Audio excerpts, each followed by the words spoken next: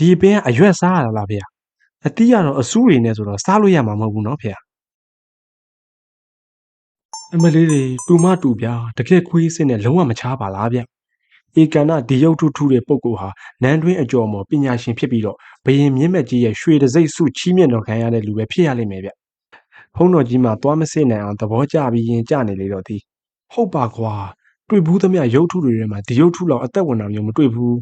ဒီပပုဆရာရှင်ဟာတာမန်ပုဂ္ဂိုလ်မျိုးတော့မဟုတ်တော့ဘူးကွာနော်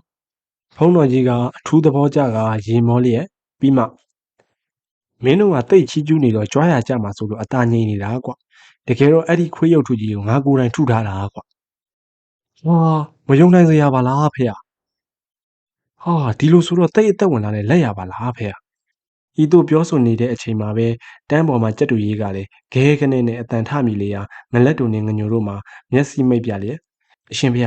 ဟိုကြက်တူရေးလေးကလည်းအရှင်ဖေထူထားတဲ့ရုပ်ထုပဲလားဖေတပည့်တော်စွန့်တော်မူပါဖေလှလုံးလို့ပါရွာရောက်ရင်ပြန်ကြွားရအောင်ပါဖေဟာတဲခက်တဲ့ကောင်ပဲကွာအဲ့ဒါတက်ရှိကြက်တူရေးကွာဗျာအဲ့ဒီလိုလားတပည့်တော်တို့ကအရှင်ဘုရားရဲ့လက်ရဟာပီပီတတ်တရှိပြီးအသက်ဝင်လာလို့ကြက်တူရေးအစ်စ်ကိုတော့အရှင်ဘုရားထူထားတယ်လို့ထင်မိကြောင်းပါဗျာဟာ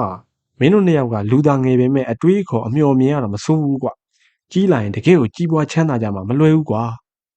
ဤသို့ဖြစ်ဖုံးတော်ကြီးမှာငလက်တူနှင့်ငညိုတို့ဤမြောက်ထိုးပင့်ကော်ပြုနေမှုကိုသဘောကျနေလေတော့သည်ထိုအခါငညိုဟာမူလလာရင်ဖြစ်သောပိန်းနေသည့်ကိစ္စကိုခြေဦးလက်ရန်မတိမတာအချက်ပြလိုက်လေတော့သည်အရှင်ဘုရားကျောင်းထဲကအပင်တွေကလည်းတဲဆုံးတယ်နော်အဲ့ဒါကျောင်းကောင်းရင်ပြင်းင်းပေါက်တာအပင်ကြီးကဘာပင်ကြီးလဲဖေဟာအဲ့ဒါပိန်းနေပင်လေကွာပိန်းနေပင်တော့မင်းတို့မမြင်ဘူးကြဘူးလားပိန်းနေပင်ဆိုတာတပည့်တော်တို့ပြကြားတော့မကြားဘူးပါဘူးဖေဒီပင်ကအရွက်စားရတာလားဖေအတီးကတော့အဆူးတွေနဲ့ဆိုတော့စားလို့ရမှာမဟုတ်ဘူးနော်ဖေမင်းတို့ကညံကောင်းတော့ထုံလုံးအလုံးပါလေကွာပိန်းနေသီးဆိုတာမှဲ့ရွှမ်းပြီးတော့အနှံ့အသက်ကမှုေးစားလို့ရလဲအရသာရှိတာဗောကွာပိန်းနေသီးတဲ့မင်းတို့စားဘူးနဲ့မတူပါဘူးကွာမှန်ပါဖေတပည့်တော်တို့မစားဘူးပါဘူးဖေအေးဒါဆိုလဲနောက်ကလိုက်ခဲ့ကြကွာ